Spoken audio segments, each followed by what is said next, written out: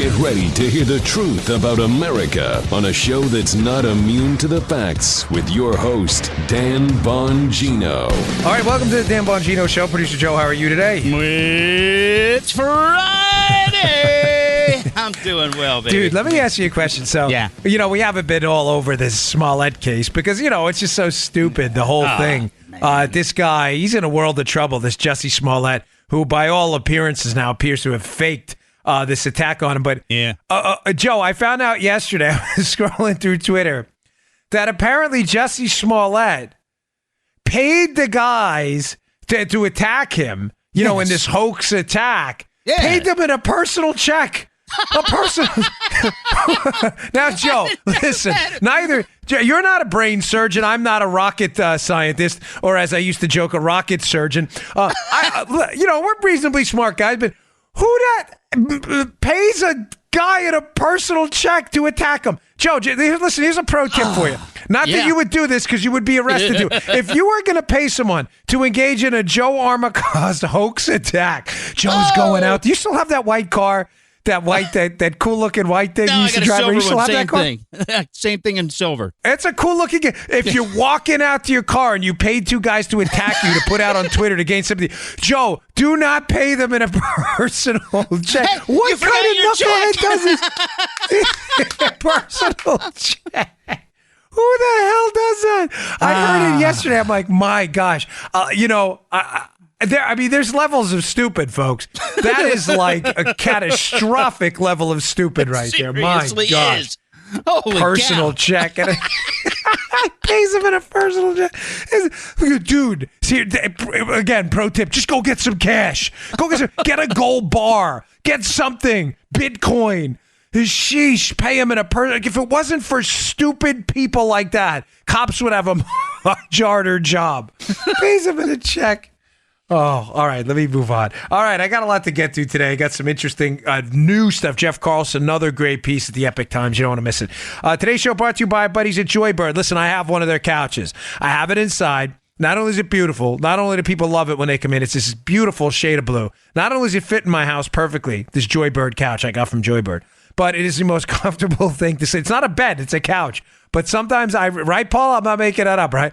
I go in there, I rack out on this thing for like 15 minutes in the middle of the day between my 3 jobs, and it is great. Yeah, baby. Have you heard about the revolution in online furniture shopping? And Joybird, the company behind it all. Joybird believes you should never settle when it comes to your home furnishings. You should always have the freedom to be boldly original. From idea to reality, they empower you to create the space and the furniture that'll bring you joy.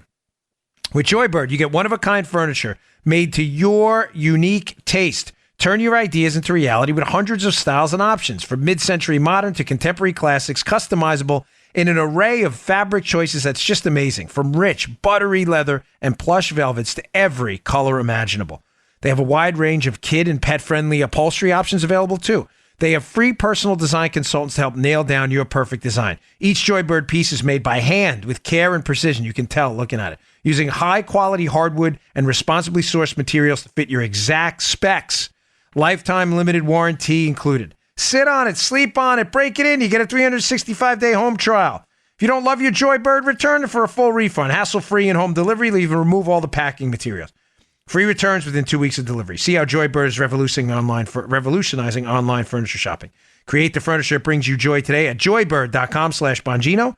Go to joybird.com/Bongino and receive an exclusive offer for 25% off your first order by using code Bongino. Joybird.com/Bongino, promo code Bongino. All right. So Carlson's got a great piece up. I admire his work a lot at Epic Times. And there's a couple of takeaways on the, this McCabe thing is big this week. We got to hammer this. We have to, because as I told you during this entire week of shows, the storyline of the week, Joe, has been collusion is dead.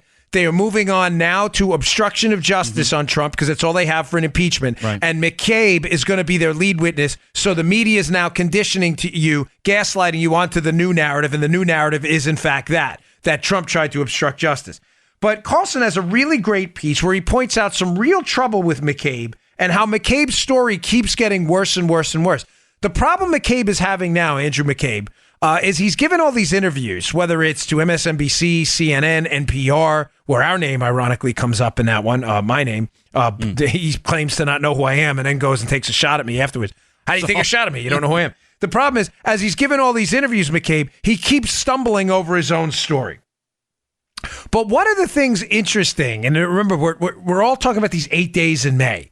These 8 days in May where Jim Comey is fired on May 9th of 2017, where May 11th, McCabe goes up to the Hill to testify, and then May 16th and the dates following, where it's alleged Rosenstein and McCabe are meeting to talk about plotting basically an attempted coup via the 25th Amendment and plotting to wire themselves up, or one of them up, in the White House to get the president on tape as evidence that the Comey firing was in fact motivated by an attempt to obstruct the Russia case.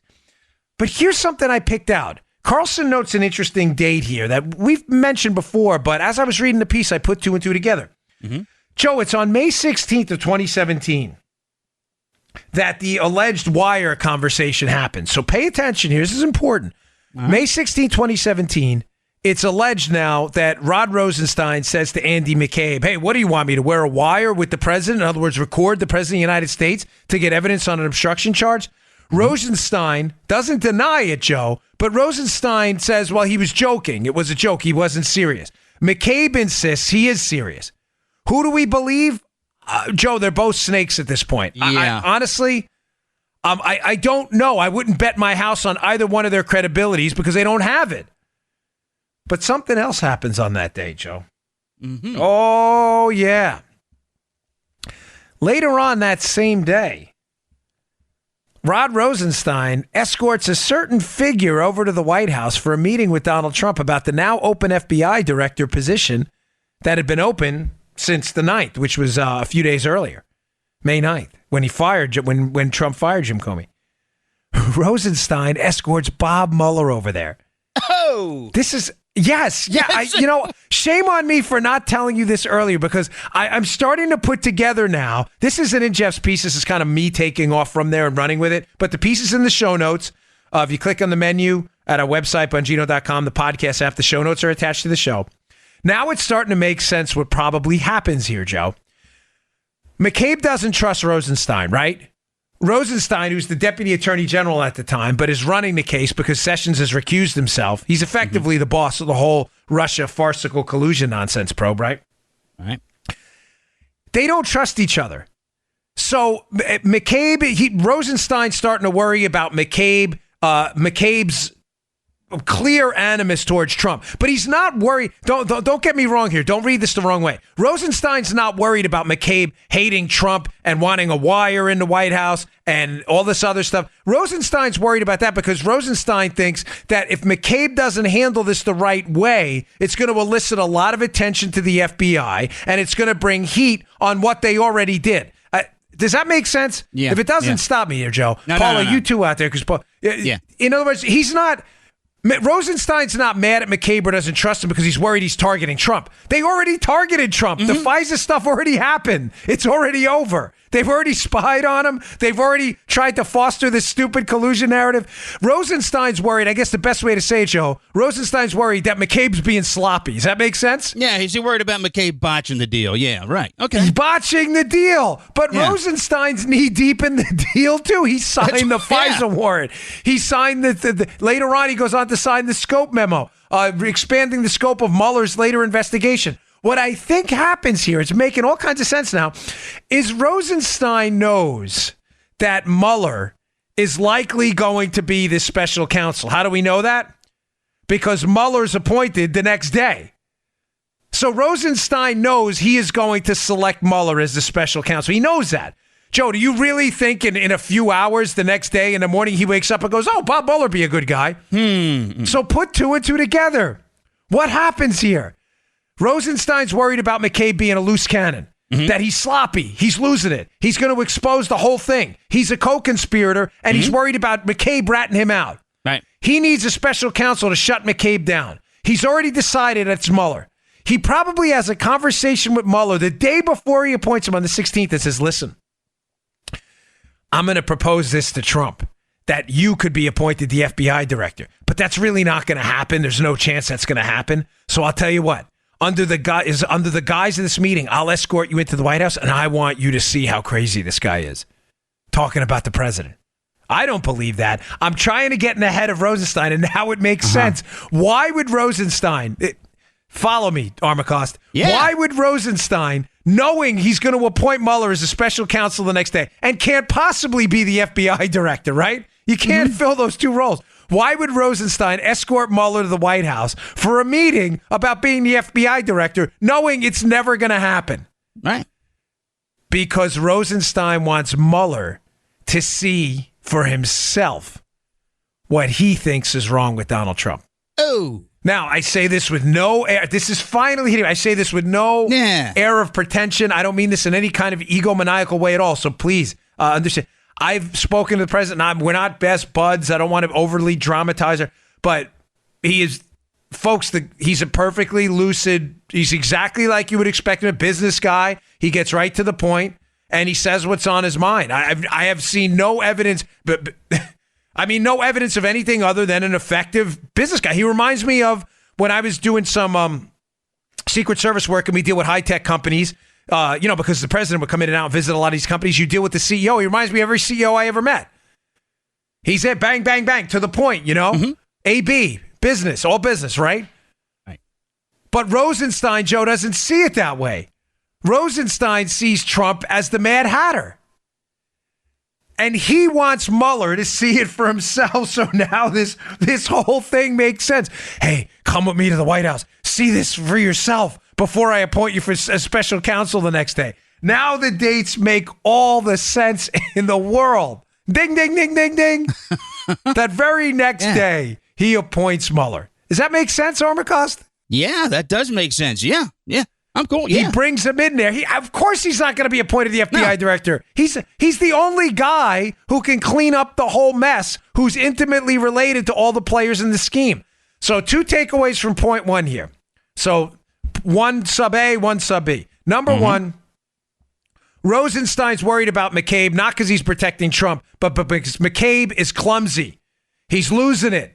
He's not keeping his marbles together. McCabe even admits it himself. He says, we were under a lot of stress at this time. Can I make one simple point about that, too?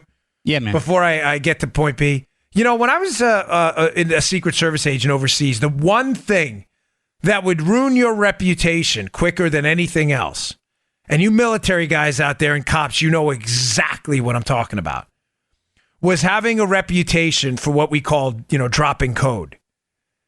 We also called it, let's say, hitting the bed, if you get what I'm saying. We're not actually, you get what I'm saying, Joe? It's a family-friendly show. Yeah, we got it, kids baby. don't ask you. But dropping code or being known as an agent who panicked under stress was a career killer. Nobody wanted to be around you because the Secret Service was nonstop stress all the time. Yeah. So just on this 1 sub A point here, that Rosenstein's worried because McCabe is panicking and dropping code. That McCabe is weak. I'm sorry, folks. I knocked this guy all week because he's so pathetic and he's such a liar. But one final knock, if you allow me, is that this guy is weak. So we threaten to try to take the president out of office in a bureaucratic coup and to wire up Rod Rosenstein because I was under stress. Let me tell you something. Armacost is under stress every day when Paul is busted his chops about getting a cutout. Joe, we need to cut, right? Paul is inside like, will you please stop talking about this stuff? I can't. This is part of my life. This is the show. You guys got to know everything, warts and all. Joe's like, I'm under stress. I got to travel to Vietnam today on a 30 plus hours of flying. Listen, that's no excuse. I got to put a show on for you, and the show has to produce the goods, or you won't listen, and then nothing works. Stress, mess. I'm sorry, but life is stress. McCabe engaged in a bureaucratic coup because he was under stress. Oh, my gosh. So, again, the takeaway is McCabe is a code dropper, and Rosenstein was worried that he was going to be the rat in this whole thing. So he has to get him under control. Secondly, clearly he brings Mueller to the White House to give Mueller a flavor for his version of events, Rosenstein. And he went, look at Trump. We're going to go meet him. He's crazy. What? This is clearly what's going on, as evidenced by him appointing him the next day. Okay. Now, the Carlson piece addresses some of that, but not that angle. This he hits and he takes on directly. And this is a great, great, great point. Hat tip, Big Jeff at Epic Times.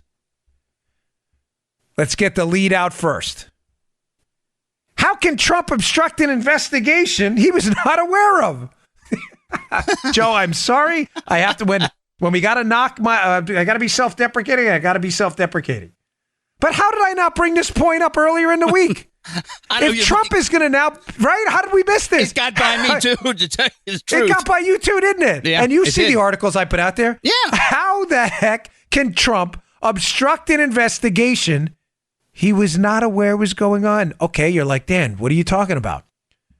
So remember, the Dems are moving now and their media goon friends from collusion to obstruction.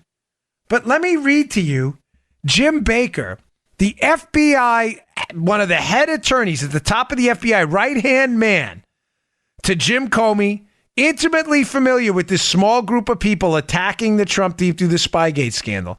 This is Baker's testimony under oath to Congressman John Ratcliffe. Well, let me just read Carlson's first, the lead up. He says, but then again, there's a problem. Trump was never told he may be the subject of a criminal investigation, a fact even Baker admitted to during his testimony. Here's Congressman Ratcliffe, good guy. So, do you know if at any point in time did Jim Comey, as FBI director, ever tell President Trump that President Trump was under criminal investigation? Baker, I think my understanding and belief is that he was never told. That, in fact, he was told the opposite. That he was not under investigation. How did we miss this? I'm reading Jeff's piece, and I'm kicking myself in the butt going, because I had the testimony. I have the screenshots of it. And the fact that I didn't tell you this is infuriating to me. I'm disappointed I let you down. How can Trump obstruct an investigation he wasn't even told existed?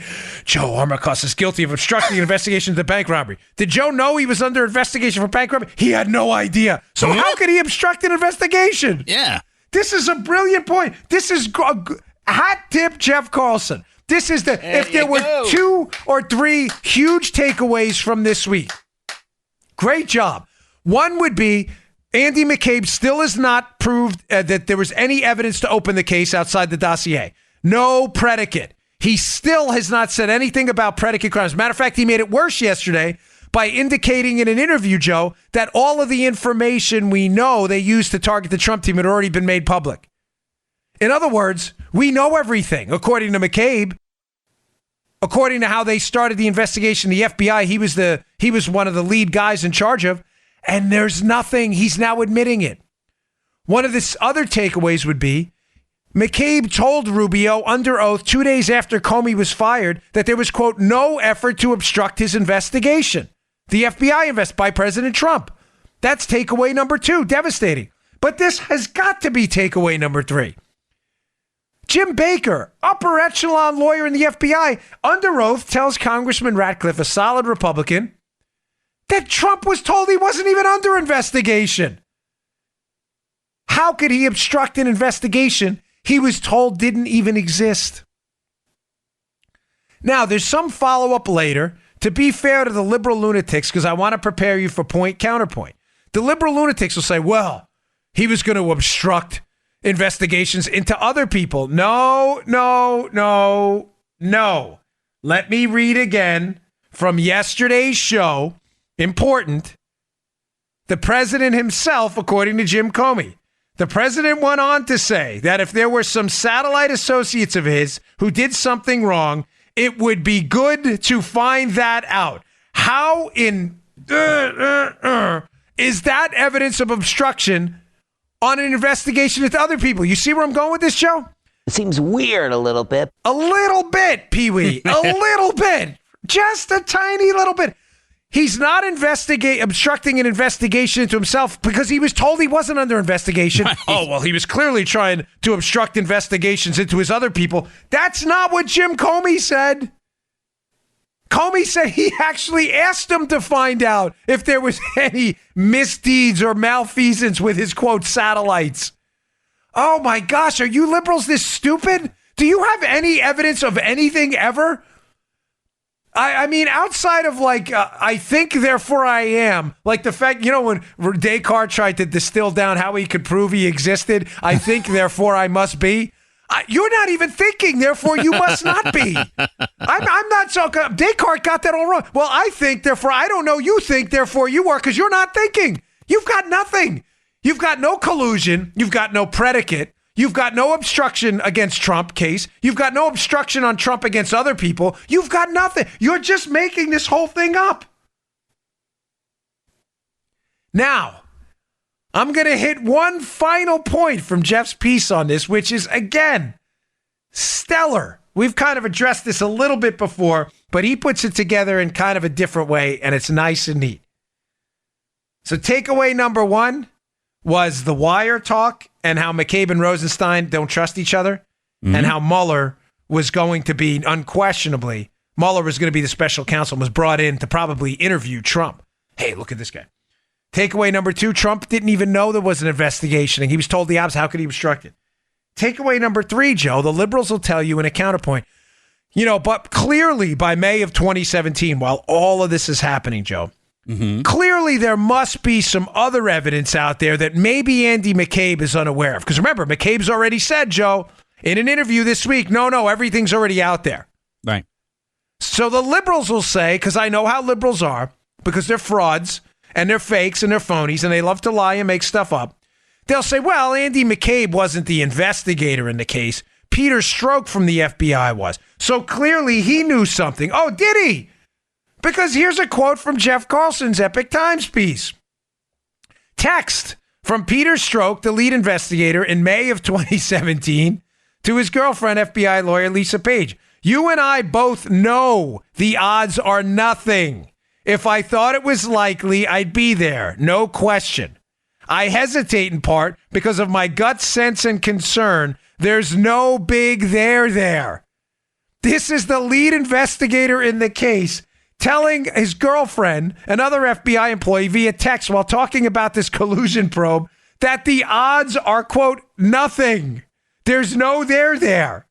But this won't stop liberals. No, they'll say, maybe he's just trying to impress his girlfriend and she's got the goods. Okay, here's Lisa Page with the goods. Page, who was asked about this text during her July 2018 testimony, said, so I think this represents that even as far as May of 2017, we still couldn't answer the question. In other words, the girlfriend, Lisa Page, the FBI lawyer to Strzok, the lead investigator, is acknowledging that, no, we just didn't know anything. Oh, my gosh. Joe, this case, this stupid never ends. It just goes on and on and on.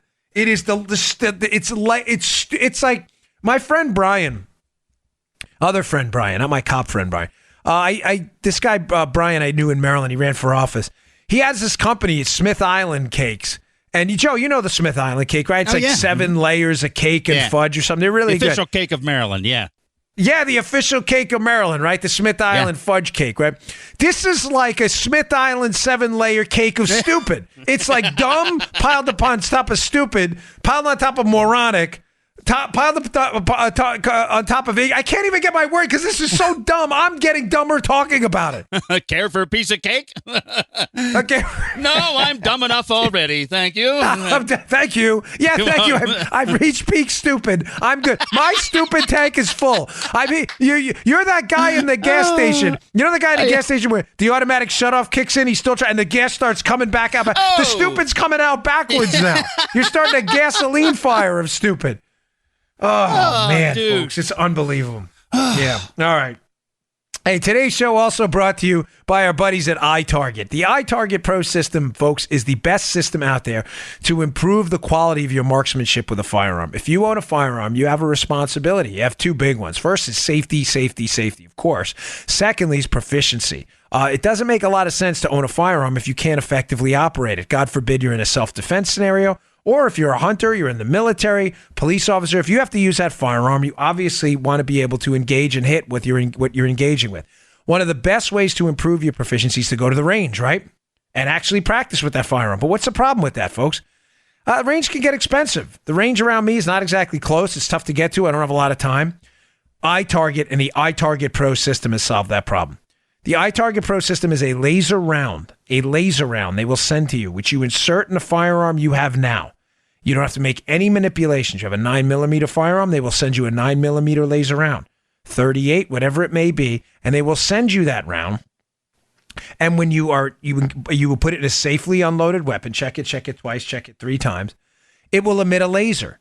So now when you're doing your dry firing, in other words, pulling the trigger on a safely unloaded weapon pointed in a safe direction, you do that to practice your trigger pull, to practice your sight alignment. We used to do it in the Secret Service all the time. It's called dry firing. You fire an unloaded weapon to practice without the recoil of the live round.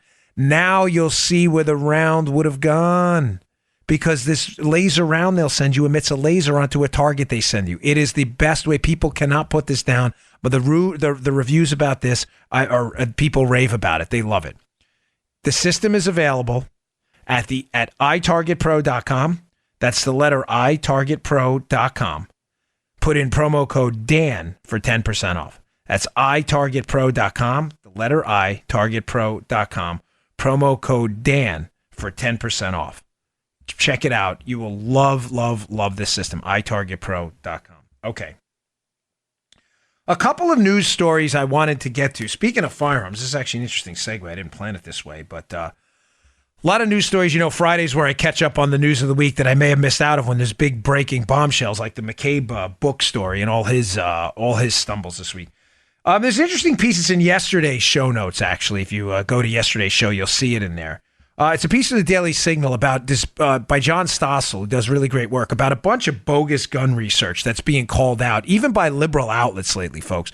I say this because you're going to see a renewed push in the 2020 presidential with the Democrats on stage for outright gun confiscation, Joe. We've seen a far left lurch lately with the Democrat Party. I heard Elizabeth Warren yesterday's now calling for reparations. This is just incredible. Like, we're now at full-blown government health care.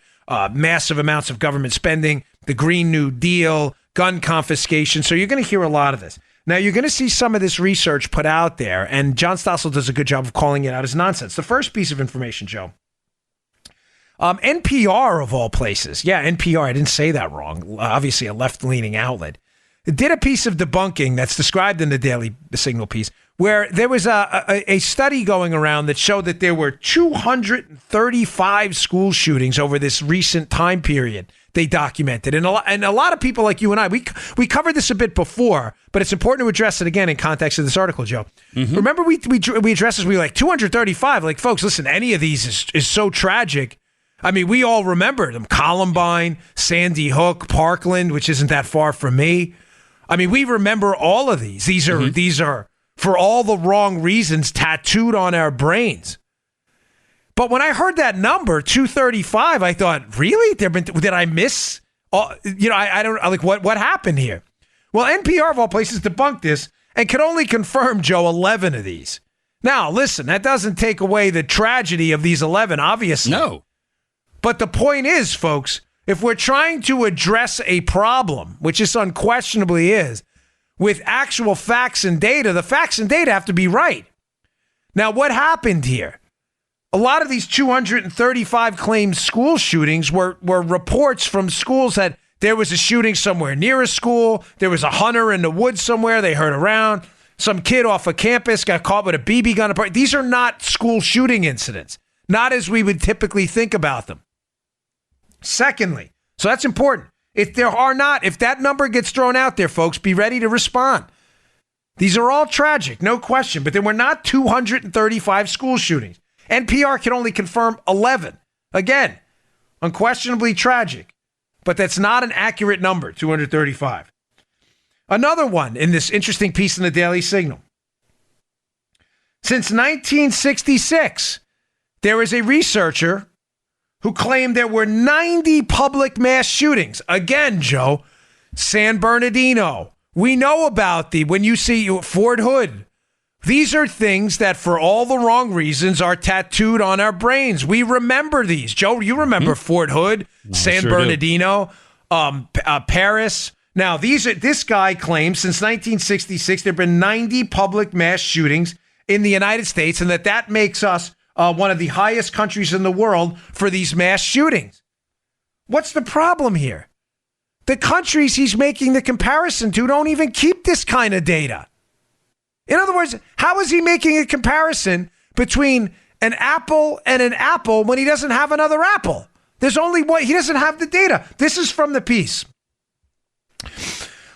John Lott, when his research center checked the data using Langford's own definition of a mass shooting, 4 or more people killed, the center found 3,000 shootings around the world. Langford claimed there were only 202. So in other words, Joe, not only is he grossly overestimating the number of, quote, mass shootings in the United States, he is underestimating by a factor of over 10 the number of mass shootings around the world. You get what I'm saying? This is what bothers me about liberalism, folks. Instead of speaking about an unquestioned problem we can all agree about, no doubt about that, in serious terms using facts and data so we can handle it and understand the scale of it, what does the left do and their researchers? They lie about it. Well, look, there were only 202 of these around the world, and there have been 90. No, there were 3,000 around the world, and your 90 number in the United States isn't accurate either. It says, the piece goes on, it turns out that not only did the U.S. not have the most frequent mass shootings, it was number 62 on the list, lower than places like Norway, Finland, and Switzerland. Folks, let's get our arms around the real data so we can grasp the scope of the problem. Let's not lie to each other. But liberals are good at that. Every day I wake up with a new liberal argument I've got to debunk. You know, I love doing it. I get joy out of it completely. All right, one more story here I want to get to before I get to my we're ending off on a high note today, Joe. You know I love the Bernie Sanders stuff, so I've got some really good Bernie Sanders stuff. But the liberals will cite to you, this should be a huge story. It's a story about the CBO. Liberals love to cite the CBO. They love to do that. And there's a story out there, it's in the show notes today, the Washington Examiner, about just how bad the CBO, the Congressional Budget Office, has been at estimating the effects of Obamacare. This should be a story in wide dissemination, and it has been sidelined. You're going to hear nothing about it outside. I think Phil Wegman wrote the piece in the Examiner. The CBO, Joe, their original estimate on Obamacare, pay attention to these numbers. You want to see how off they are, because your liberal friends will cite the CBO all the time, estimated that the individual mandate, in other words, the tax penalty in Obamacare, if you refuse to buy the insurance, the Obamacare insurance. Mm-hmm. Now, Trump wiped that out. That doesn't exist anymore, but it did. The individual mandate, it was estimated to increase the number of insured by 14 million people. Follow me, because this gets a little confusing, but it's important. It's critically important, because it speaks to the utter failure of government and bureaucrats to almost ever get anything right, ever, and how it leads to serious policy ramifications for us and negative ones. Obama, Joe, needed that number to be high. In other words, he needed to be able to go to the American people and say, look, this individual mandate telling people that you have to buy Obamacare, they're going to be penalized. It'll be strong enough that it'll cause 14 million people to buy insurance. And Obama's take, Joe, was that was a good thing. You tracking? Yeah. He needed that number high so he could say, look, all these people will buy insurance as a result. It'll stabilize the markets. Now, the Republicans benefited from this too. Yeah, believe it or not. Because when Trump and the Republicans wanted to institute the tax cut, what did they wipe clean, Joe? The individual mandate. They got rid of it. So inadvertently, the CBO, which does a terrible job, their number of 14 million people, they couldn't backtrack on that number. So the Republicans said, well, if we wipe clean this individual mandate and get rid of it, well, clearly then the government's going to save a lot of money, which we can use to cut taxes. Why, Joe? Because according to your own numbers, baby, 14 million people aren't going to buy Obamacare, and therefore the government doesn't have to pay them subsidies to buy it. Yeah, baby, yeah. Yeah. They did an Austin P. The Republicans did a dipsy-do flipperoo. Oh! It was a brilliant move. They said, well, CBO guys, you use this for Obama so we could run around the country saying, look how successful Obamacare is going to be. Yeah. We're going to have 14 million people who are now going to buy insurance that wouldn't have otherwise. That number sticks. You can't run from it. So Republicans used that 13 million number in the scoring and said, well, now we're going to save money because we don't have to subsidize these people who aren't going to buy this crap insurance. And they used that money, Joe, to do what? To cut those people's taxes. So it was a win-win. Now you don't get a tax penalty for not buying Obamacare, and you get a tax cut so you get to spend some more of your own money. There's the background. The CBO estimate of 13 to 14 million people. Well, folks, the individual mandate was in fact wiped out. So now we know. Now that there is no more individual mandate, Joe, if the CBO was right, that it was going to cause 14 million people to drop or buy insurance. Well, what was the actual number, Joe? So they predicted 14 million people would drop, okay? If the individual mandate wasn't in effect, the individual mandate is not in effect. Yep. What do you think? How many people dropped? 10 million, 8 million, maybe, they were close, maybe, 12 million? How does this sound for you? 2.5 million people. They were only off by a factor of 6. No big deal, folks. They said 14 million people would drop, and 2.5 million did. Why is this a big story? And Wegman says that kind of in his piece, like, how is this not getting more traction? It's a big story because they fudged the numbers to sell you this Obamacare crap. Now, you could say, well, the Republicans fudged the numbers too to get tax cuts. I don't care. It was more freedom for me. It was money in my pocket, and now I don't have to buy crap insurance. I don't care if they fudge the numbers or not. What I do care about number fudging, Joe, is when you force me to do something using government power against my will, like buying crap insurance based on numbers that are not even remotely accurate. Is the CBO ever right on anything ever? Nah, bunch of number fudgers. No, right? I was a little worried there. Yeah, a little worried where you go. I was worried halfway through it. Yeah, I mean, they weren't even close. The 14 million prediction, ladies and gentlemen, it's not even in the ballpark. It's not in the stadium. It's not in the parking lot. It's not even on the highway close to the stadium anywhere. Man, a lie. Dude, yeah. CBO, we love the CBO. The greatest CBO, great. Yeah, they're so great. They're only off by a factor of 6. They were only off. Joe, don't worry. They were only off by 11.5 million people. No big deal, folks. It was just a rounding error. A rounding error of 11.5 million out of a 14 million prediction. What the heck?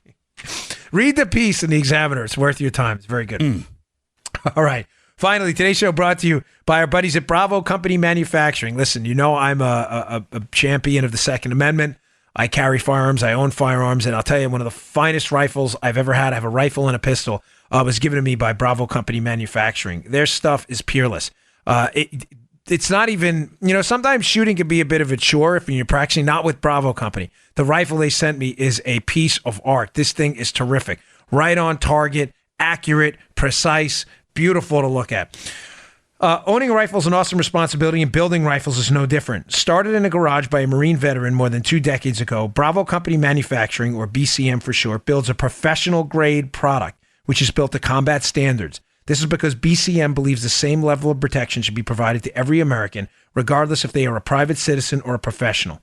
Bravo Company Manufacturing is not a sporting arms company, folks. They design, engineer, and manufacture life-saving equipment. They assume that when a rifle leaves their shop, it'll be used in a life or death situation by a responsible citizen, law enforcement officer, or a soldier overseas. So quality is everything to them. Every component of a BCM rifle is hand-assembled and tested by Americans in Heartland, Wisconsin to a life-saving standard. They put people before their products, and making life-saving tools only half the story. They work with leading instructors of marksmanship from top levels of Army Special Forces, Marine Force Recon, to the U.S. Army Special Forces, connecting them with other Americans too. These top instructors then teach the skills necessary to defend yourself, your family, or others. I can't say enough about these rifles. Really high quality. The guy in the gun shop, when I had it sipped over, loved it. To learn more about Bravo Company Manufacturing, head over to BravoCompanyMFG.com, where you can discover more about their products, special offers, and upcoming news. That's BravoCompanyMFG.com, or you can check out their YouTube channel at youtube.com/BravoCompanyUSA. All right. ending the week on a high note. Our buddy Bernie's back. Bernie, feel the burn, kids. Feel the burn. Just protect your wallet in the meantime, because Bernie's unquestionably dipping his hand into your. You know what? What's that? Capital One. Where's your wallet? And that should be Bernie's motto. Bernie should be the Capital One. Where's your wallet? I need to get my hand in there. So we had a lot of fun with Bernie during the last election cycle, where our most viral show at the time. Well, it's funny. Our audience back then pales in comparison to what it is now, Joe. But back then, it was a big deal. Remember that show got like 40,000 downloads overnight. We were like, oh my gosh, this is the greatest thing ever. That's like an hour now for some of our good shows. But we did a show about Bernie where we exposed him for the fraud he is, how he's hopping around the country on these charter flights when he was campaigning, how the menu on the charter was incredible. I mean, this is a guy that's supposed to be a socialist, you know, a man of the people, Joe. He's not a bourgeois. This guy's a member of the working class. And remember the show about, what was it, glazed in dives or whatever it was? You got to see the menu on this guy's flight. Herb crusted and dives or lamb bones or whatever the heck. I don't even know. I don't eat that crap. I eat, steak and chicken fingers. I mean, seriously, I do. Not that we can't afford. That's what I eat. It's what I like. I'm sorry. But yeah, Bernie eats high class. What was the other one? Crusted key lime pie with Tootsie Rolls or whatever. I don't even know what the heck was in it. But Bernie was living a high life. So we shredded him for being a phony and a fraud, and the show went nuclear for us at the time. And the reason we do that, though, is it's substantial, folks. It's not just to joke around. Right. It's, number one, because tactically speaking, I'm an activist at heart, and this matters to me. And one of the key tools in our arsenal against the left is mockery. And I'm sorry, I know that doesn't sound great, but it's true. Legitimate mockery, using hypocrisy as a foil, their own hypocrisy, is a devastating weapon to use against them. They're trying to take our money, Joe. They're trying to take our freedom. They're trying to take our health care. Well, we're going to fight back. And if it makes you all look silly in the process, too bad, not sad. I don't care. Now, we don't have that problem as conservatives. We don't. We live our own principles. We want people to spend their own money on themselves and their family because we know that money's better spent that way. We know what we turn over to the government. Some we have to. Military, courts, the constitutional functions of government. We don't object to that. But we do object to your endless entitlement programs, your social welfare programs, and you taking money out of our pockets to give it to people at times, in the words of Alexandria Ocasio-Cortez's own website, people unwilling to work. We don't stand for that. We want people to work and be prosperous. Now, there's no hypocrisy there. I want to spend more of my own money, and I want you to do it too. I like school choice for my kids. I want school choice for your kids too. I want to pick my own health care. I want you to pick your health care too. The Democrats, these hypocritical, phony, fraud, far leftists, do not do that. They are total frauds. They want more of your money as they hammer the 1%, as they live like the 1%. They rant against school choice while they send their kids to elite schools. They rant against being able to pick your own health care while they have these nice gold-plated plans from Congress. It's a joke. It's a farce. And I'm tired of it.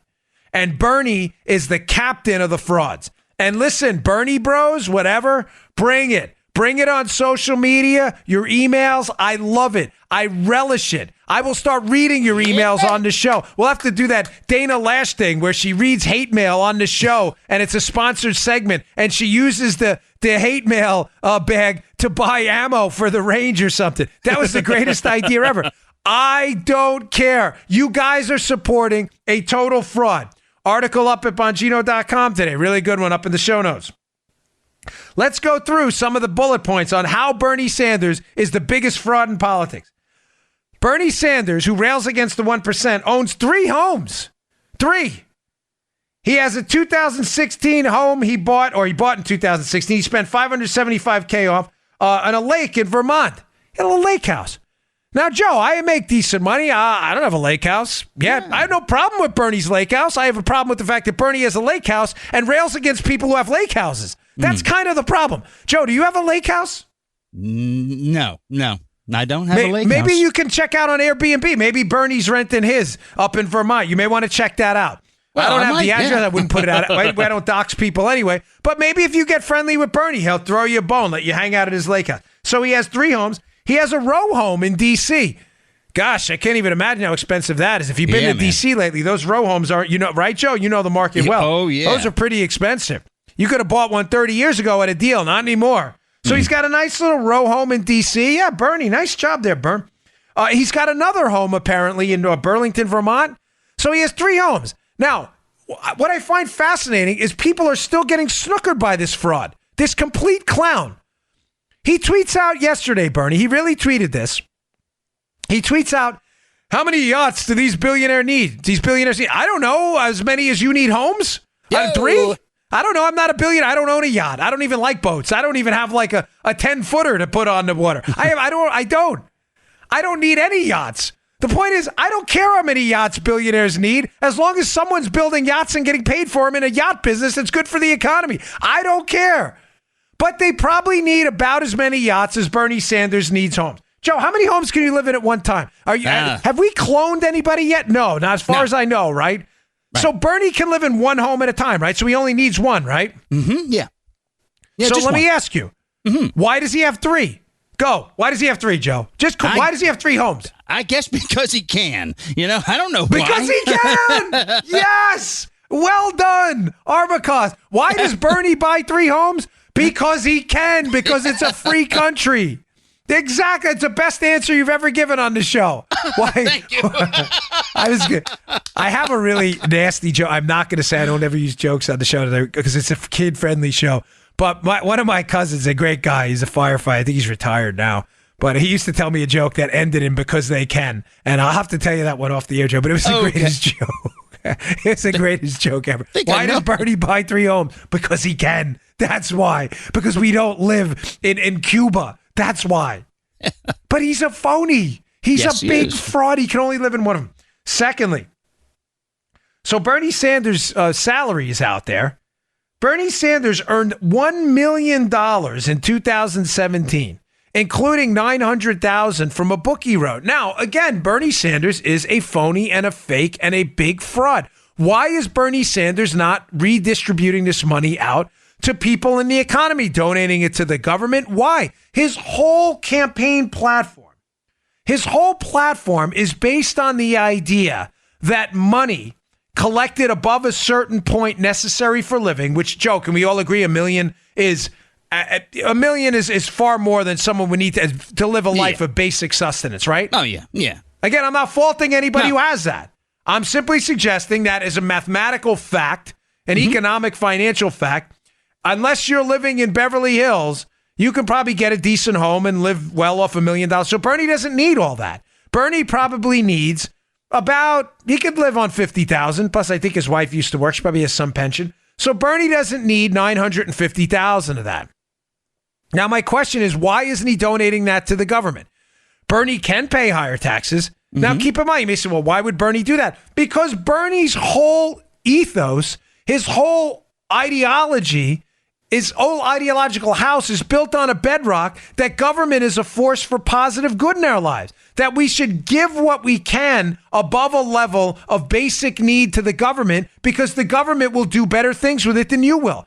Of course, folks, that is asinine. That is one of the dumbest things any human being could ever align themselves with. There's no evidence that's true at all. It's just dumb. As Milton Friedman always said, when government's other people spending other people's money on other people, neither cost nor quality matter. You're not buying anything for yourself, so the cost doesn't matter, and the quality doesn't matter because it's not your product either. You're buying it for other people. That's what Bernie doesn't get. But Bernie doesn't live that way either, folks. Bernie lives like a fraud. Bernie has money he doesn't need, using his own line, and assets he doesn't need, 2 extra homes out of his 3, and $950,000 in money he makes a year. Why isn't he giving that away to the government to increase the net good of society, the positive externalities? Folks, the answer is obvious. Because Bernie knows that's not true. He's a fraud. He's telling you that's true because the financing of big government, if Bernie Sanders were the president, empowers Bernie Sanders. The financing of big government allows him in his Senate spot in Vermont to control the economy, to increase his power, to have people to come in to him to get handouts, the scraps from Longshank's table, to quote Braveheart. They have to go to you then to get the money. Bernie's a fraud. He's a fake. You're being led. That's what I've always admired about Trump. At least he's honest. He's like, I'm rich. I love being rich. It's great. We should all be rich. You should be rich. Joe should be rich. Reminds me of Oprah. Remember Oprah? You get a book. You get a car. You get Trump. That's Trump. Trump's like, everybody should be rich. Bernie just wants to be the only rich guy in town. He wants you to all be poor. Finally, for the elections, right before the midterm elections, Bernie Sanders traveled around the country campaigning for people. Bernie Sanders is a Green New Dealer. Bernie Sanders believes in climate change. Air travel obviously contributes to that via CO2 emissions, according to Bernie. CO2, by the way, is not a poison, but I'm just giving you Bernie's take. Air travel's bad. Air travel's definitely bad if you don't need to travel. So Bernie felt necessary to travel around before the midterm elections to get other like-minded socialists and communists elected. So, Joe, he spent a few bucks on air travel in October alone. Yeah. And by a few bucks, I mean $300,000 in air travel. So let's just sum up Bernie here. He's an alleged climate change alarmist who will fly around the country instead of taking trains or cars, emitting CO2 everywhere on those airplanes in the amount of $300,000 he didn't need to advocate for people who are going to take more of your money to make you poor, unlike him, because he makes $1 million a year and owns 3 row homes. And you're following this fool. Folks, along the lines of yesterday's show, I get it. Some of you may email me. I read your emails. Some of you may say, oh, don't pay attention to him. You're giving him, you're giving him unnecessary PR. Folks, no. No, that's not the way this works. There are people who donated $6 million to this guy on his opening day. It is up to us to use the political tactical weapons we have to start to knock this guy's nonsense down and point out the hypocrite that he is. And that starts now. By the way, I got a nasty email yesterday from a guy. I'm not going to say who it is. But yeah, he was so upset. He's like, he's ready to give up on Trump. Oh, it's over. He's screaming. I read the whole thing. It was like a rant. And he's like, I can't believe you're falling. I'm like, falling for what? I'm like, did you miss the tax cuts, the regulatory reform, the 2 Supreme Court justices, the circuit court justices, the border wall money I told you we already got? I mean, listen, folks, it's not a perfect presidency. He's 2 years in. Nice. Sheesh, man. What do you want? Guy was like all fired, ready to give up. Like, yeah, listen, do what you want. Give up. And then he throws in a little shot like at the end. He's like, I don't care about your going to the White House store either. All right, great. It's a free show. You don't have to listen. You don't like my stories? That's fine. I don't know what to tell you, buddy. I'm not Bernie Sanders. I'm not a communist. I'm not going to chain your ear to the computer and hit the play button. This is not a Clockwork Orange where you're sitting there with the eyes open, with the eye opener things, watching Dan Bongino podcast. I mean, I love my audience to death. I say it all the time, but I'm not forcing you to listen, bro. Guy was like so upset. I don't hear stupid stories anymore. Screw these stories. Trump sucks. I'm done. Ah! Like, oh my gosh, take a chill pill, man. I know. Gosh, take some Pepto. It's funny how the rage comes through in the letters and the words. It's amazing. Oh my gosh. It was like I love reading the emails. Yeah. 99.9% of them are really, really good. I mean, a lot of them are commentary on sponsors, commentary on a show, Spygate, the book. People really enjoyed the Spygate book. But we do, once in a while, we get someone who just like loses it and is so bitter. And you're like, oh my gosh. Seriously, brother, take some charcoal tablets for your tummy and soothe down a little bit. I don't know what it's not that bad. It's really not. He's doing what he can, this guy. He's got a Democrat House of Representatives, the president. He doesn't have a supermajority in the Senate. He had 2 years of rhinos in the House obstructing his agenda and trying to help the Democrats get him out of office. I mean, what do you want the guy to do other than cut taxes, grow the economy, get 2 people on the Supreme Court, engage in regulatory reform, and start building the Wall? But what else do you want the guy to do? I'm serious. All right. That was a fun show. This has been a great week of shows. Thank you very much. I think we pretty much decimated Andy McCabe's credibility this week, and it was important we do that because he is going to be the key witness in this future obstruction thing they're going to push against Donald Trump. Please subscribe to the show, folks, on iTunes. It is free if you have an iPhone or iOS. You can also, if you have an Android or other type of phone, you can go to iHeartRadio and follow the show there. It is free, but it's the subscriptions that help us move up the charts. And please keep sending your feedback. Our email is info@bongino.com. You want to send us feedback, good or bad? We read it. Just be aware. I'm not going to say your name, but you send us an email like that. Unless you say don't read this on the air, we're going to read it. If you tell us not to read it, we won't. But we'll never use your names. Don't worry about it. So I appreciate the feedback either way. Thanks a lot, folks. I'll see you all on Monday from Vietnam. Good day, sir. You just heard The Dan Bongino Show. You can also get Dan's podcasts on iTunes or SoundCloud. And follow Dan on Twitter 24/7 @DBongino.